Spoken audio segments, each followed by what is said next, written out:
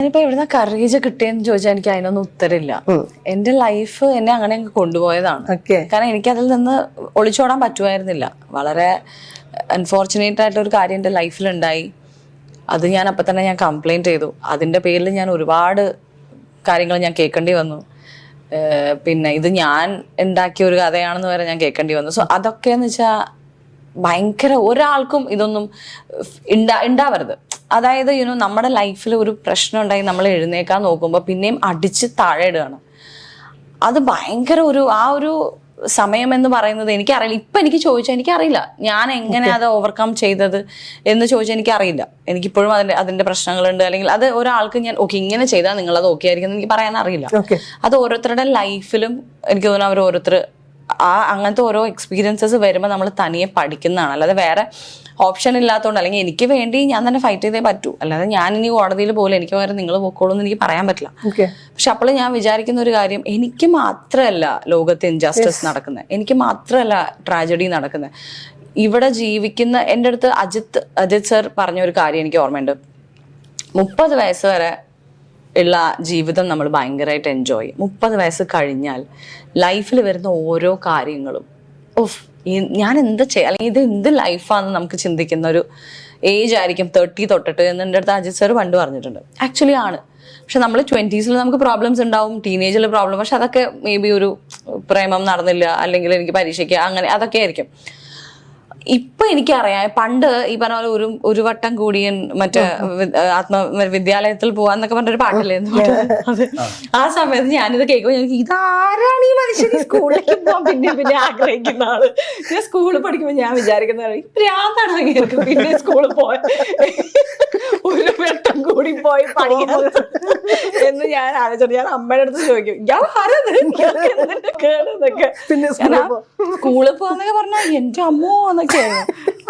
പക്ഷെ ഇപ്പൊ അതെനിക്കറിയാം, ഇതുകൊണ്ടാണ് സ്കൂള് മതി എന്ന് പറയുന്നത്.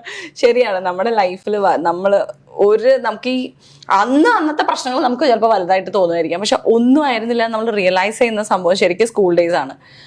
അത് കഴിഞ്ഞിട്ട് വരുന്ന ലൈഫിൽ ഓരോ കാര്യങ്ങളും, ഇപ്പൊ എൻ്റെ അച്ഛൻ മരിച്ചതായിക്കോട്ടെ, അല്ലെങ്കിൽ ഇതായിക്കോട്ടെ, ബാക്ക് ടു ബാക്ക് ഓരോ പ്രോബ്ലംസ്. ഞാൻ വരും ദൈവമേ, നമുക്കൊരു പേടി വരും ജീവിക്കാൻ. നാളെ എന്താ, ഇനി അത് കഴിഞ്ഞെന്താ, ഇതുകൂടി കഴിഞ്ഞോ, അതോ ഇനി എനിക്ക് വല്ലതും ഉണ്ടോ, അത് ഇനിയും നമ്മൾ പ്രശ്നം ഫേസ് ചെയ്യണോ, അല്ലെങ്കിൽ ഞാൻ ഓക്കെ ആയിരിക്കും. ഈ ഒരു സ്ട്രഗിൾ ഉണ്ടല്ലോ, ഒരു ഓൺ ആൻഡ് ഓഫ് ആവുന്ന ഒരു ഗ്രാഫ്. ഒന്ന് ഓക്കെ ആകുമ്പോഴത്തേക്ക് എന്തെങ്കിലും സംഭവിക്കും, നമ്മൾ പിന്നെയും ഇതെന്താ ഇങ്ങനെ. അപ്പം നമ്മളൊരു ഈസി എക്സിറ്റിനെ പറ്റി നമ്മൾ ആലോചിക്കും, എന്തിനാ വെറുതെ ഇങ്ങനെ കഷ്ടപ്പെട്ട് ജീവിക്കണേ, അങ്ങനെയൊക്കെ നമുക്ക് തോന്നും. പക്ഷെ നമ്മുടെ കുറേ കമ്മിറ്റ്മെന്റ്സ്, നമ്മുടെ ഫാമിലി, ഇതൊക്കെ നമ്മളപ്പോൾ ആലോചിക്കും. ഇതൊക്കെ എനിക്ക് തോന്നുന്നു ഒരുവിധം എല്ലാവരുടെ ലൈഫിലും ഇങ്ങനത്തെ കുറേ സിറ്റുവേഷൻസിൽ ലൈഫ് കൊണ്ടെത്തിക്കും.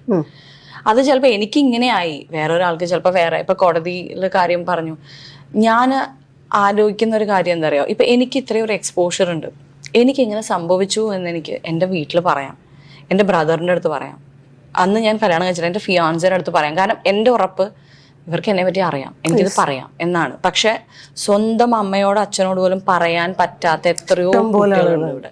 അവർക്കത് പറയാൻ പറ്റാത്ത.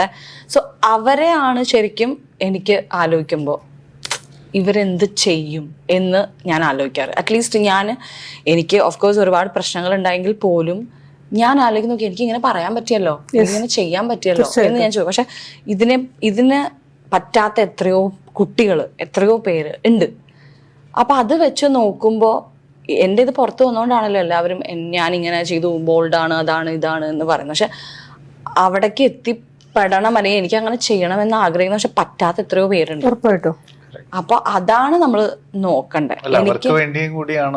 പിന്നെ അവരുടെയൊക്കെ ഒരു പ്രചോദനവും ഒക്കെ ആയിട്ട് മാറുന്നുണ്ട്. സോ എനിക്കൊരു സപ്പോർട്ട് സിസ്റ്റം ഡെഫിനറ്റ്ലി അല്ലെങ്കിൽ എന്റെ ഫാമിലി പറയാണ്, വേണ്ട ഇതൊന്നും പറയരുത്, വേണ്ട പുറത്ത് പറയണ്ട, അതെന്തായിക്കോട്ടെ, അത് നിന്റെ വിധി, നീ അങ്ങനെയാണെങ്കിലും ഒന്ന് ആലോചിച്ച് നോക്കൂ. അതല്ലാതെ എനിക്കൊരു സ്ത്രീകളും അങ്ങനെയാണ്. അതെ. അപ്പൊ ഒരു സപ്പോർട്ട് സിസ്റ്റം എനിക്ക് ഉണ്ട് എന്നുള്ളത് ഒരു വലിയ കാര്യമാണ്. എൻ്റെ ഫ്രണ്ട്സ് ആണെങ്കിലും എൻ്റെ ഫാമിലി ആണെങ്കിലും ഒക്കെ അതുകൂടി കൊണ്ടാണ്. അല്ലാതെ എനിക്ക് പെട്ടെന്നൊരു ദിവസം കുറേ കറേജ് കിട്ടി, ഓക്കെ ഞാൻ ഇന്നോട്ട് ഭയങ്കര കറേജ് ആയിരിക്കും, ഞാൻ ഭയങ്കര എംപവേർഡ് ആയിരിക്കും, അതൊന്നുമല്ല. ഞാനൊരു വളരെ സിമ്പിളായിട്ടുള്ള ഒരു ഹ്യൂമൻ ബീങ് ആണ്. എനിക്കും ഭയങ്കര ഷാറ്റേർഡ് ആയിട്ട് പോകുന്ന, ഭയങ്കര മെന്റൽ ബ്രേക്ക് ഡൗൺ വരുന്ന, ഭയങ്കര പ്രശ്നങ്ങൾ വരുന്ന ദിവസങ്ങളുണ്ട്. പക്ഷെ എന്ത് ചെയ്യാം, നമ്മൾ ഓവർകം ചെയ്തേ പറ്റൂ, അത്രേ ഉള്ളൂ.